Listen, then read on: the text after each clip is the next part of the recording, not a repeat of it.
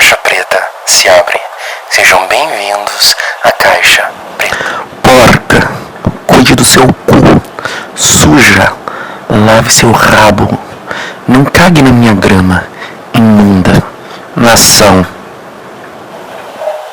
Bom, Caixa Preta hoje abre suas portas, abas, tampas para conversar com a professora e cidadã preocupense Isabel Marçom.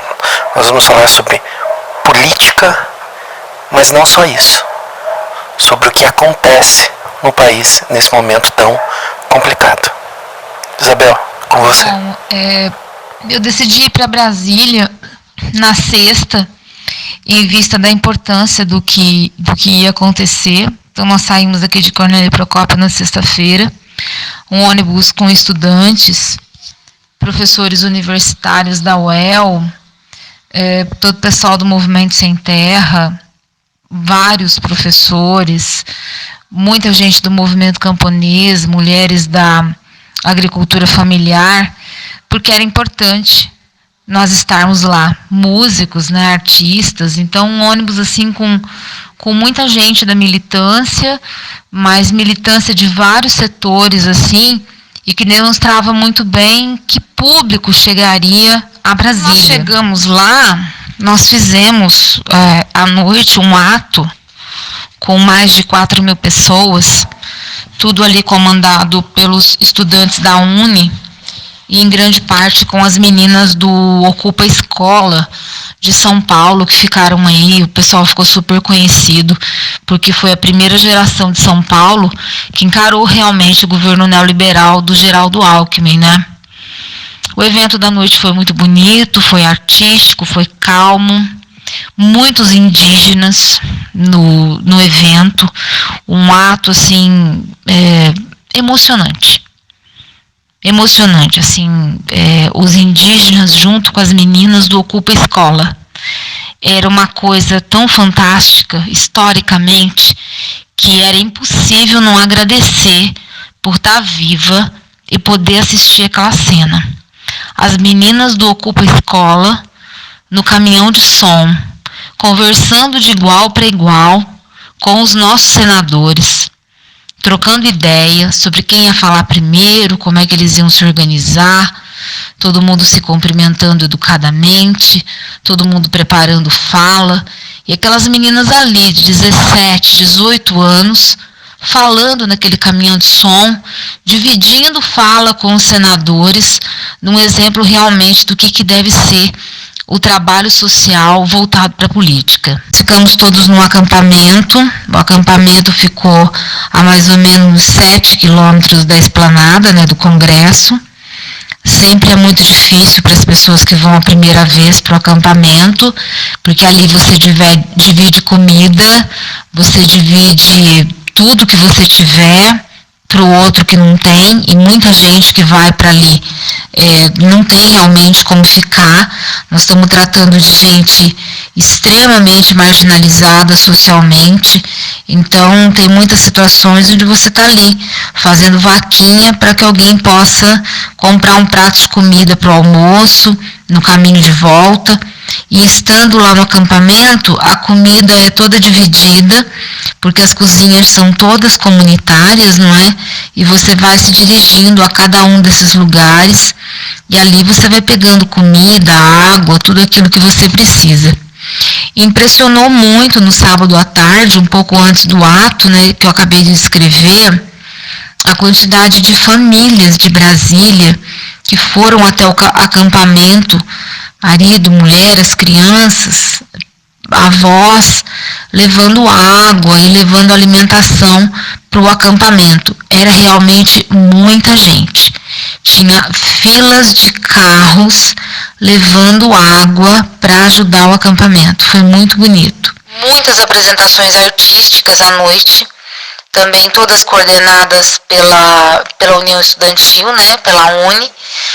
Tudo também assim num clima de muita solidariedade, várias bandas ocupando o palco, cada qual cantando uma, duas músicas. E isso foi até pouco depois da meia-noite, e sempre pensando assim num discurso militante mesmo em toda essa parte artística. Propriamente dito, que foi no domingo, né, que foi o dia da votação, nós ficamos a parte da manhã no acampamento, tinha algumas atividades, as mulheres da Marcha Mundial por ali ensaiando, todo o pessoal do sindicato do ABC, o sindicato dos marítimos, os sindicatos todos da Petrobras, o sindicato dos bancários, dos professores, muitos indígenas chegando no domingo de várias regiões de Brasília, de Goiás. Então nós fizemos a concentração toda ali na frente do acampamento e saímos em marcha por volta de 12:30, quase 1h da tarde. Muito sol, Brasília é uma região muito seca, mas foi impressionante porque tinha muita gente fora do acampamento esperando para seguir na marcha. Então era uma marcha assim que não acabava. Eu e todo o pessoal de Cornélio de Londrina, nós estávamos na parte da frente, e quando nós chegamos na esplanada, nós sentamos, porque era muito cansaço, e ficamos por ali acompanhando, ia, voltava, ia no carro de som, acompanhava o congresso e tudo mais. Demorou mais ou menos 3h30, quase 4 horas, para terminar de chegar a marcha. Era muita gente. Eu até agora não consigo saber quantas pessoas eram, mas estima-se que eram mais de 120 mil pessoas na marcha. Muita gente de Brasília, muita gente dos arredores, e também ali na marcha, muita gente que pegou carro na sua cidade, do Paraná, com regiões do Nordeste, e foi com a família toda para lá porque o Brasil precisava de apoio. Então foi muito bonito. Sobre a votação, nós sabíamos que seria quase impossível. Então, os telões ficavam na lateral, nós fomos acompanhando. Foi assim, nojento acompanhar a votação. Não só pelo comportamento irresponsável e infantil dos deputados, mas porque havia uma grade ridícula separando nós e os coxinhas. E entre nós e os coxinhas tinha, assim, mais ou menos uns 200 metros de grade nos separando, como se fosse necessário, não para nós. Do lado de lá, pouca gente. Então a Rede Globo filma dando close e dá a impressão que tem muita gente. E o pior, o que a gente achou assim mais chocante mesmo, no palco deles tem uma gravação, como se fosse um programa de auditório, um Faustão, um Silvio Santos, de aplausos e gritos.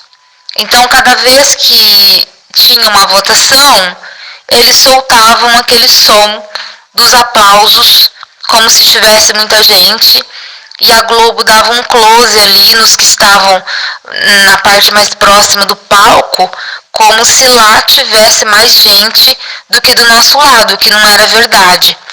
Depois surgiram aí fotos aéreas feitas com drones, na verdade, mostrando que tinha pouca gente do lado deles, e a nossa sim estava lotada, não tinha jeito de andar no gramado. Então nós sentamos, na verdade, no gramado, escolhemos um lugar e ficamos próximos de um dos telões para poder acompanhar. Então foi muito doloroso. Foi doloroso porque muita gente que votaria contra o impeachment votou a favor. A gente já tinha entendido logo naquele momento que falar da família era uma senha para ganhar uma mala de dinheiro e comprar uma Ferrari. Nós imaginávamos uma votação um pouco mais digna e respeitosa com a população brasileira, e não foi isso que aconteceu. Mas eu saí de lá com muita dificuldade de fazer uma avaliação sobre o que eu tinha assistido. Porque assim, se a população votou naqueles calhordas, a população poderia fazer uma avaliação de que aquilo tinha sido uma votação ideal. E era isso que me preocupava. Mas, na verdade, o que a gente foi sentindo nos últimos dias é até um certo constrangimento das pessoas que desceram a avenida de verde e amarelo, em relação a como foi essa votação, ao tipo de deputado que desceu, que votou, por que votou daquela forma. Então, a gente sente das pessoas um imenso constrangimento sobre o que aconteceu ali. E eles se comportavam assim, tanto na entrada do Congresso, como se fosse uma tarde de recreação. Aqueles deputados pareciam crianças indo ganhar um presente. Era como se as nossas vidas não estivessem em jogo, literalmente. Um fingimento extremamente hipócrita, uma sensação de termos chegado assim na política. Tinha muitas agências de notícia internacionais, inclusive a AFP entrevistou uma colega nossa que estava conosco, a dona Helena, pediu a ela para que falasse do sentimento dela nesse momento da história do Brasil. E o que me chamou a atenção assim foi que a repórter, chamada Marguerite, uma francesa, ela estava muito preocupada. Ela vive no Brasil há 13 anos e ela estava sofrendo. Eu fiquei angustiada quando eu vi a sensação da repórter. Eu pensei assim, essa menina já viu muita coisa mundo afora e ela está preocupada conosco e isso daqui não vai ser fácil. Ela deve saber muito bem que o que vai acontecer aqui hoje pode mudar as nossas vidas. Já no ônibus de volta, a gente sentiu que nós não tínhamos perdido a batalha. Eu acho que eu fiquei assim, uns 10 minutos assim, depois de entrar no ônibus, eu fiquei muito incomodada. Mas aí as pessoas começaram a conversar, ia se organizar, ia fazer contato pelo WhatsApp, pelo Face, ia entrar em contato com o Paraná, e falar com lideranças outras das universidades, professores, artistas que tinham ficado. E a gente foi sentindo que a batalha mal tinha começado, porque as pessoas estavam aguardando que todos iam observar o quão irresponsável tinha sido aquela votação. E foi realmente o que aconteceu. Então, fazendo uma avaliação agora, dia 22, né, passados aí 5 dias da votação no Congresso, a gente sabe que foi muito sem sentido. Foi assim para destruir a democracia mesmo. E eu acho que isso não vinga. Não vinga porque a reação do planeta foi extremamente negativa. O Brasil é um país muito querido, muito amado. As pessoas do Brasil, os brasileiros, são extremamente queridos no exterior. Então, os outros países democráticos não quererão ver o fim da nossa democracia e o fim do povo brasileiro. Porque nós estamos falando aí de um tipo de gente que quer ir para o poder que mataria todos nós sem pena nem piedade, como se nós fôssemos porcos do chiqueiro. Então aconteceu e quando ela foi sendo encerrada, nós já fomos subindo no caminho de volta da esplanada para o acampamento, porque nós sabíamos que nós poderíamos não estar seguros. E a gente sentiu isso desde o primeiro momento que a gente chegou na esplanada. Então tinha corpo de bombeiros para os coxinhas, mas não tinha corpo de bombeiros para nós. Do lado nosso, um imenso sofrimento, assim, para quem queria estacionamento e tudo mais, não tinha. As famílias que chegaram de carro. Do lado dos coxinhas, um estacionamento imenso, com policiamento fazendo segurança e tudo mais.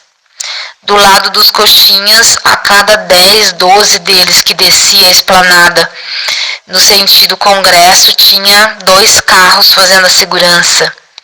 No nosso, nós estávamos ali muito numa situação ao contrário. No sábado à noite nós passamos por 4 cordões de isolamento e um 5º de última verificação policial para poder entrar no setor onde nós faríamos o ato.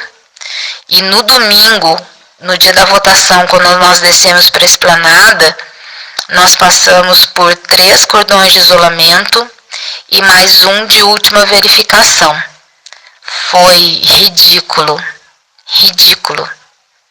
Você ser professora e aquela gente tratar você como se o lado dos vermelhos pudesse ter algum tipo de perigo. Foi ridículo.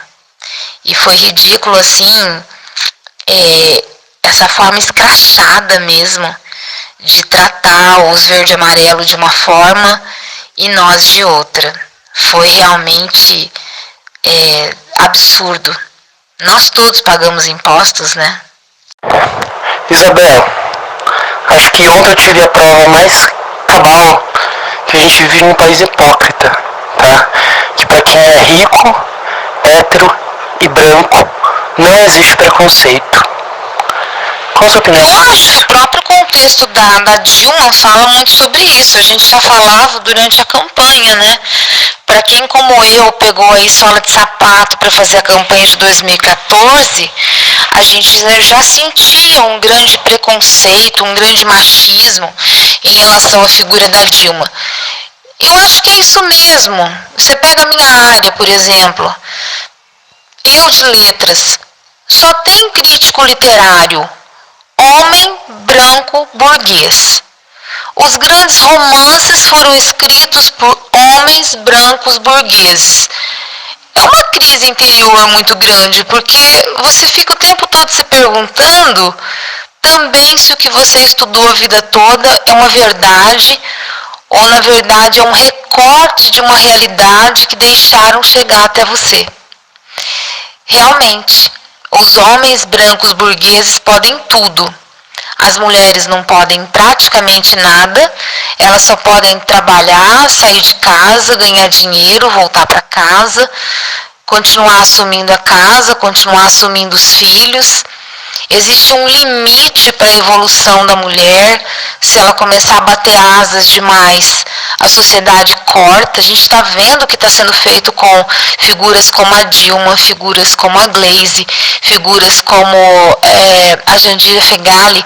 É pavoroso o que se faz com elas dentro do Congresso, né? Em Brasília. Acho também assim que a questão LGBT, como a gente teve um governo aí que ele está avançando aí para 14 anos, ficou para nós uma impressão de que as pessoas iam atentar para a lei, de que as pessoas iam observar a lei, que elas iam entender que o contexto mudou, que o contexto planetário mudou, que as pessoas dos grupos LGBTs não vão ficar mais às sombras. E não foi o que aconteceu. Na verdade, a gente teve um arrefecimento do preconceito e até de algumas investidas contra os grupos LGBT. A figura do Jean Willis, ela é pontual ali dentro do Congresso como alguém que atura situações assim insuportáveis dia por dia com relação a isso. Agora, eu acho assim que o mais triste de tudo é ver gay andando com homem branco burguês, achando que faz parte dessa sociedade. Não faz. As mulheres, os gays, as crianças, os MSTs, os quilombolas, os negros, que não são minoria, porque quando você junta todos nós somos a maioria. A minoria são os homens brancos burgueses aí que estão dominando a sociedade. Nós estamos falando de gente que mataria todos nós. É muito sério isso, né? É muito sério mesmo. É uma falta de respeito pela vida do outro, pelo direito de existir. Mas isso também tem uma relação com a nossa jovem democracia. A nossa forma aí de fazer governo, ano após ano, até chegar o governo Lula, foi um tipo de governo e um tipo de formação do Estado que inferia gravemente na vida particular das pessoas. Muito. Então, essa severidade do Estado em interferir na vida do cidadão ela acabou como estatuto, como ideologia, tendo continuidade dentro de governos que tinham tomado providências, que é o caso do Lula e da Dilma, em relação ao aparato de leis para bloquear essa presença do Estado na vida particular. Porque você vê, se um casal gay quer adotar uma criança, vai lá no cartório de registro, vai falar com a psicóloga, vai correr todos os trâmites igual qualquer outro casal, vai. E é só. A gente não tem que ficar opinando sobre isso e a gente não tem que ficar preocupado com o corpo dos outros, ou com a casa dos outros, ou com a família dos outros. Porque a família tradicional que está posta, ela morreu domingo naquela votação.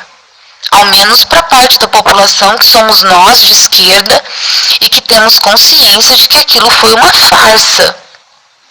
Porque para nós não existe família tradicional. Para nós existe um engodo. E esse engodo abafa a nossa existência. Lembrar também que essa fatia da sociedade, essa fatia dita burguesa, é estranho, né? Porque é ela que defende a voz do exterior, é ela que se intitula cidadã do mundo, é ela que quer ser a dona do espaço do aeroporto quando ela quer viajar, seja para onde for, e ela está sendo triturada esses dias pelos jornais estrangeiros, pela opinião pública dos diferentes e outros países, tanto da Europa como Canadá, Estados Unidos. Essa sociedade burguesa, ela é tão rural, ela é tão chão, ela é tão bancada da bala, que ela pode até ter dinheiro, mas aqueles deles que tiverem um mínimo de vergonha na cara, vão perceber que eles só têm dinheiro. Porque lugar nessa sociedade europeia, nem como viajante e turista. Eles estão sendo extremamente desconstruídos esses dias. Então, o alinhamento ideológico das pessoas conscientes da Europa é um alinhamento com a esquerda. Até porque países como a França sempre tiveram extremo amor e extremo respeito pelo Lula. O Nicolas Sarkozy, ele disse numa entrevista coletiva que tinha ele e o Lula, ele dizia assim: a queda da Bastilha foi um desastre, mas o Brasil foi lá, elegeu o Lula, então a gente tem um operário no poder. A queda da Bastilha começou aqui, mas ela só se concretiza no Brasil.